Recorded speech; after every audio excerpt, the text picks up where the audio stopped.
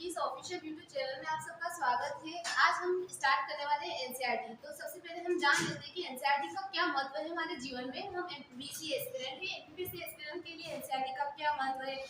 Teaching का जो आपकी फाउंडेशन है, आपकी मूलभूत संरचना जो है, आपकी नींव रखने के लिए एनसीईआरटी का महत्व है।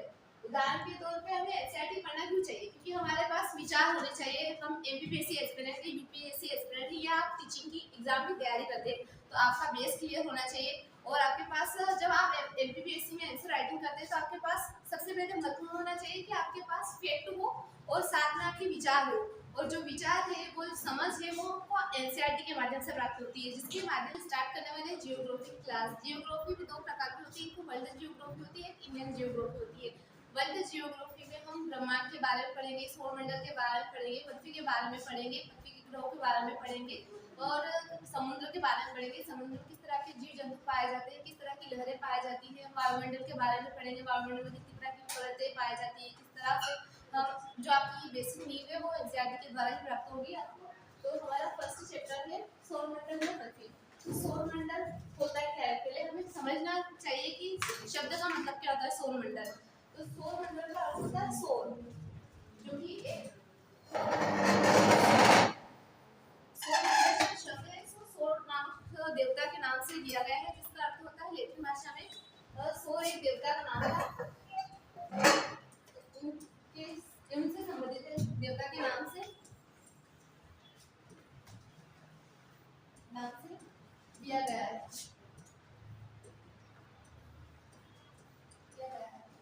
तो हमारे जो सौरमंडल है उसमें कितने प्रकार के ग्रह पाए जाते हैं, ब्रह्मांड क्या होता है, नीहारिका क्या होती है, इसके बारे में हम डिटेल सॉल्यूशन करेंगे। और पृथ्वी की सौरमंडल में क्या स्थिति है, इस बारे में हम इस चैप्टर के माध्यम से हम क्लियर करेंगे।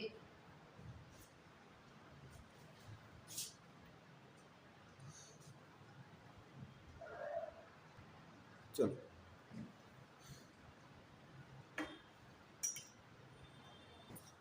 जो शब्द है उसके लिए एक शब्द यूज किया जाता है कोस्मो। कोस्मो का अर्थ होता है ब्रह्मांड के लिए। तो एक होता है कोस्मोलॉजी। कोस्मोलॉजी यानी ब्रह्मांड के अध्ययन, लॉजी यानी अध्ययन करना। किसी भी विषय का अध्ययन करने के लिए हम सामान्य रूप से अध्ययन करने के लिए लॉजी शब्द का उपयोग करते हैं। जो कोस्मो शब्द है वो भी लैटिन भाषा के शब्द से मिलकर बना हुआ है और लॉजी का अर्थ होता है अध्ययन करना। कोस्मोलॉजी, ब्रह्मांड के अध्ययन को कोस्मोलॉजी कहते हैं।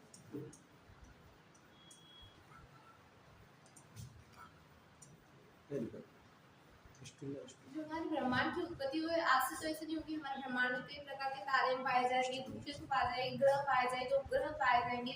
उन्हीं के द्वारा हमारे ब्रह्मांड का निर्माण हुआ है। और ना ही आज की विचारधारा है, सबसे जो महत्वपूर्ण है ब्रह्मांड की उत्पत्ति से संबंधित विचारधारा वो है बिग बैंग थ्योरी, जो एक जॉर्ज लेवेंटर द्वारा दी गई थी।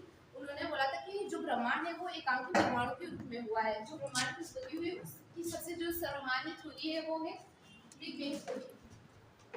बिग बैंग थ्योरी एक जॉर्ज लेवेंटर द्वारा बैंग थ्योरी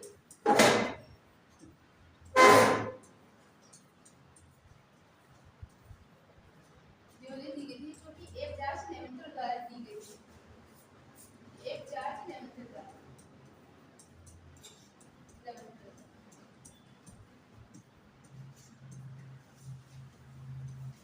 उनका मानना था कि ब्रह्मांड जो है वो एकांकी परमाणु के रूप में हुआ है। और इसको हम इस तरह से समझ सकते हैं, जैसे गुब्बारा लीजिए, उसमें एक डॉट बनाया जाए। अब उस गुब्बारे में जितनी हवा डालोगे उस डॉट के निशान है उतनी दूर जाएंगे। और इसकी जो प्रामाणिकता है वो आज भी प्राप्त हुई है, नासा द्वारा खोज की गई। उन्होंने भी जो ब्रह्मांड का विस्तार है आज भी जारी है। आज भी जो गैलेक्सियां है हमारी पृथ्वी पर पाई जाती है वो भी दूर दूर जा रही है, उनका विस्तार होता जा रहा है। ब्रह्मांड की उत्पत्ति वह अनंत है जो इसमें असंख्य तारे, ग्रह, उपग्रह, उल्का, धूमकेतु आदि है।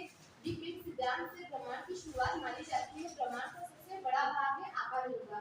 तो जो ब्रह्मांड का सबसे बड़ा भाग है वो है आकाशगंगा। आकाशगंगा यानी जो हमारी आकाशगंगा है वो दूध मेखला है। आकाशगंगा दूध मेखला।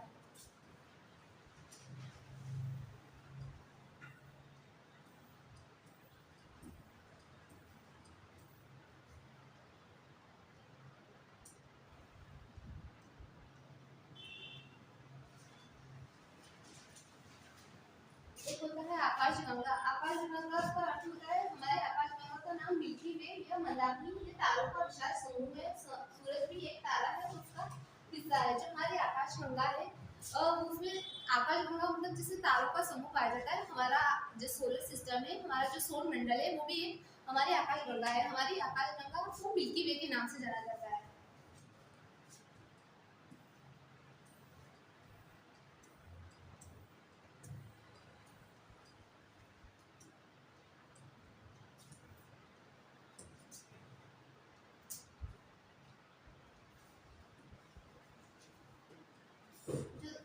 अब हमारा थर्ड टॉपिक है तारे।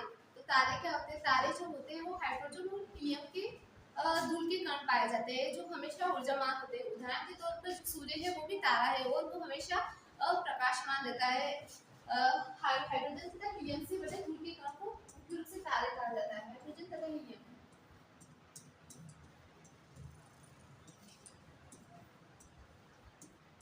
हीलियम से मिले कण को धूल के कणों को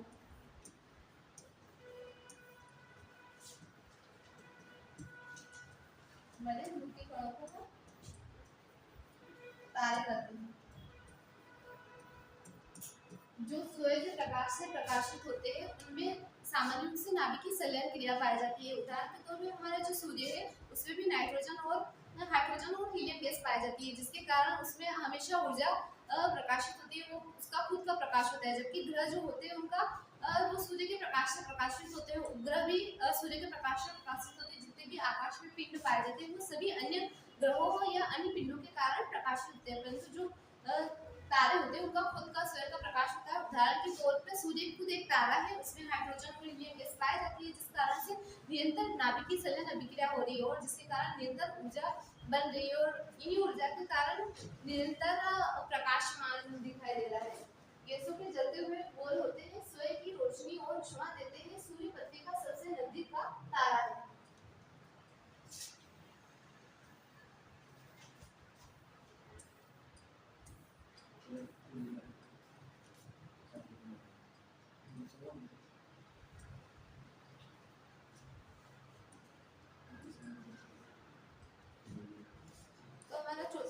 ग्रह। तो ग्रह वो होते हैं जो सूर्य की परिक्रमा करते हैं। मुख्य रूप से जो तारों की परिक्रमा करते हैं उन्हें हम ग्रह कहते हैं। उदाहरण के तौर पे देख सकते हो ये ग्रह पाए जाते हैं। पृथ्वी ग्रह है, वेनस ग्रह, सूर्य, मंगल, सभी ये ग्रह है जो कि सूर्य की परिक्रमा कर रहे हैं चारों तरफ। तो इन्हें हम ग्रह कहते हैं। जो ग्रहों की उत्पत्ति हुई है वो माना जाता है कि जो सूर्य है उसी के अंश ग्रह है और गुरुत्वाकर्षण के कारण ये अधिक दूरी में नहीं जा सके और इसी कारण ये अपनी दूरी पर ही सूर्य की परिक्रमा कर रहे हैं। इसी कारण ग्रहों की उत्पत्ति हुई है। जो हमारे तारे नहीं होते हैं परिक्रमा करते हैं, जो सूर्य की परिक्रमा करते हैं, उन्हें हम सामान्य रूप से ग्रह की संज्ञा देते हैं। खुद की रोशनी होती है, सूर्य के प्रकाश से प्रकाशित होते हैं, अपना खुद का प्रकाश नहीं होता। और सौर मंडल में 8 ग्रह। पुराने टाइम पे जो सौर मंडल में 2006 से पहले जो सौर मंडल में 9 ग्रह थे, परंतु प्लूटो को ग्रह की संख्या से हटा दिया गया क्योंकि वो हमेशा जो वो कक्षा पे पड़ता था और कहीं ना कहीं वो ग्रह की जो परिभाषा है उसमें साबित नहीं हो रहा था। इसके कारण उसे ग्रह की श्रेणी में हटा दिया गया। तो जो वर्तमान समय में 8 ग्रह है जो सूर्य की परिक्रमा करते हैं हमारे सौर मंडल में, उन्हें हम ग्रह की संज्ञा की दृष्टि से देख सकते हैं।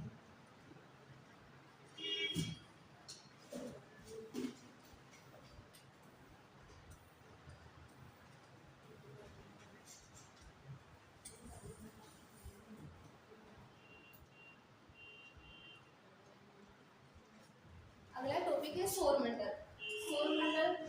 सौर मंडल का अर्थ होता है कि सूर्य के आसपास जितने भी ग्रह हैं उनका पिंड है, क्षुद्र ग्रह है, जितने भी ग्रह पाए जाते हैं वो आपस में मिलकर सौर मंडल का निर्माण करते हैं जो सूर्य की परिक्रमा करते हैं।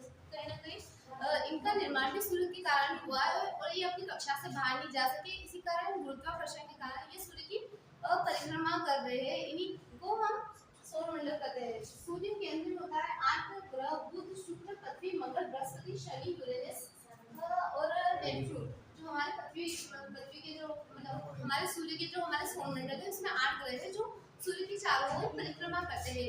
ग्रह की परिभाषा वो होती है जो खुद का प्रकाश नहीं होता, वह दूसरे के प्रकाश से प्रकाशित होते हैं तथा सूर्य की परिक्रमा करते हैं। उन्हें हम सामान्य रूप से ग्रह की संज्ञा के रूप में देखा करते हैं।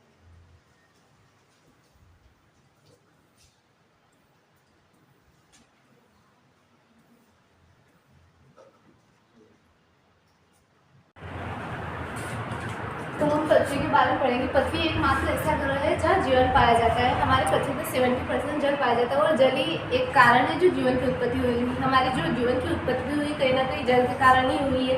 और पृथ्वी के जितने भी ग्रह हैं ब्रह्मांड में 8 ग्रह, उन पर जल नहीं पाया जाता है, जिस कारण वहाँ जीवन की उत्पत्ति नहीं है। और इसलिए इस कारण यहाँ 70% जल पाया जाता है, जिसके कारण इसे नीला ग्रह कहते हैं। सौरमंडल का तीसरा ग्रह है जीवन के लिए अनुकूल वातावरण, नीला ग्रह भी कहा जाता है, क्योंकि यहाँ 70% जल पाया जाता है, जिसके कारण जो ब्रह्मांड है वो अंतरिक्ष है, उसे देखने पर यह नीला कलर का दिखाई देता है, जिसके कारण इसे नीला ग्रह भी कहते हैं।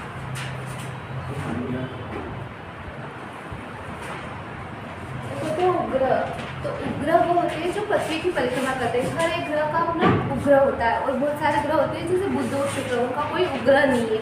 जो हमारी पृथ्वी है उसका उपग्रह है चंद्रमा। चंद्रमा जो पृथ्वी के चारों ओर परिक्रमा करता है। कहीं ना कहीं माना जाता है कि जो चंद्रमा की उत्पत्ति हुई पृथ्वी से हुई है। पृथ्वी से प्रशांत महासागर से कहीं ना कहीं पृथ्वी की घूर्ण गति के कारण गोल गोल घूमता गया और जो चंद्रमा है जो पृथ्वी से ही टुकड़ा अलग हो गया और गुरुत्वाकर्षण के कारण बाहर कक्षा में नहीं जा पाया और पृथ्वी के चारों ओर ही परिक्रमा कर रहा है, जिसके कारण पृथ्वी की परिक्रमा कर पा रहा है। सूर्य ग्रहों की परिक्रमा करने वाला पिंड है। पृथ्वी का प्राकृतिक उपग्रह चंद्रमा है। चंद्रमा पृथ्वी से 3084 किलोमीटर दूरी पर है।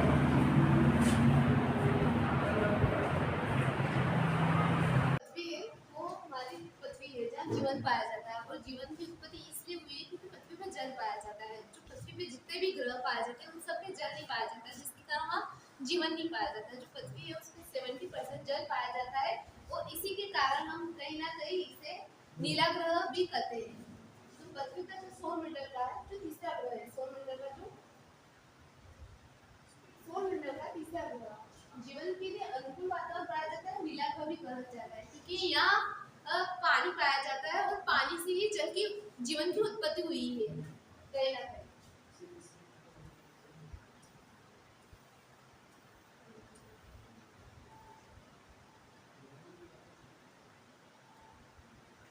तो अब हम बात करेंगे उपग्रह की। तो उपग्रह क्या होते हैं? जो पृथ्वी की परिक्रमा करते हैं, जो ग्रहों की परिक्रमा करते हैं। सभी ग्रहों का अपना उपग्रह है। उदाहरण के तौर पर पृथ्वी का उपग्रह चंद्रमा है, जो चंद्रमा पृथ्वी के चारों ओर परिक्रमा कर रहा है। उपग्रह यानी जो ग्रहों की परिक्रमा करते हैं। ऐसा जरूरी नहीं कि हर एक ग्रह का उपग्रह हो, जैसे बुध है और शुक्र है, इनका कोई भी उपग्रह नहीं है।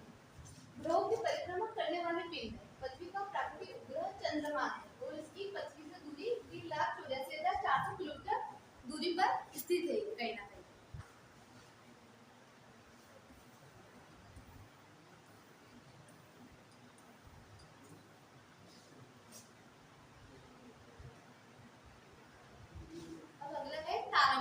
तारामंडल शब्द से आपके मन में फर्स्ट थॉट क्या आएगा कि तारों को समूह जहाँ तारे अधिक मात्रा में पाए जाते हैं।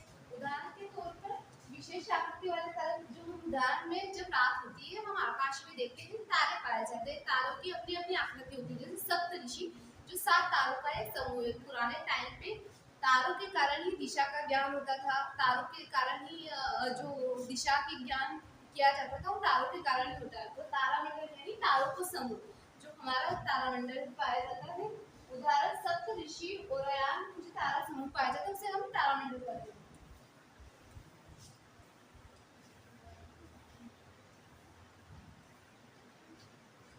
लास्ट है धूमकेतु और उल्कापिंड। जो धूमकेतु होते हैं उल्कापिंड होते हैं वो विचरण करते रहते हैं और कहीं ना कहीं जो हमारे डायनासोर का जो विनाश है कहीं ना कहीं उल्कापिंड के कारण ही हुआ है। और कहीं ना कहीं महाराष्ट्र में लोनार झील है, कहीं ना कहीं एक उल्कापिंड गिरा था और उसके कारण महाराष्ट्र में लोनार झील का निर्माण हुआ, जो पृथ्वी की हमेशा परिक्रमा करते रहते हैं, आकाश में दिखा रहते हैं। परंतु हमारे कहीं ना कहीं आकाश का वातावरण इतना पाया जाता है कि उल्कापिंड पृथ्वी तक पहुंच नहीं पाते हैं, वो उसी वायुमंडल में नष्ट हो जाते हैं पूरी तरह से। तो उन्हें हम सामान्य रूप से धूमकेतु या उल्कापिंड कहते हैं। धूमकेतु बर्फ धूल गैस से बने उस वाले पिंड होते हैं, उनका वायुमंडल में जलकर चमकते हैं। जो वायुमंडल के संपर्क में आते हैं उनका तो जल के नष्ट हो जाते हैं। इसी कारण अधिकतर हम घटनाएं देखते हैं कि उल्कापिंड पृथ्वी पर आ रहे हैं परंतु वो वायुमंडल में पहुंच नहीं पाते, क्योंकि वायुमंडल से पहुंचने से पहले वो नष्ट हो। तो मैं मीनाक्षी सावरा आपके लिए एनसीईआरटी की इसी तरह से टॉपिक लेके आऊंगी और आप हमारे साथ कंटिन्यू जुड़ते रहिए। हम एमसीक्यू की सीरीज लेके आएंगे। आप सभी का धन्यवाद। धन्यवाद। हमारे चैनल को लाइक कीजिए, शेयर कीजिए, सब्सक्राइब कीजिए।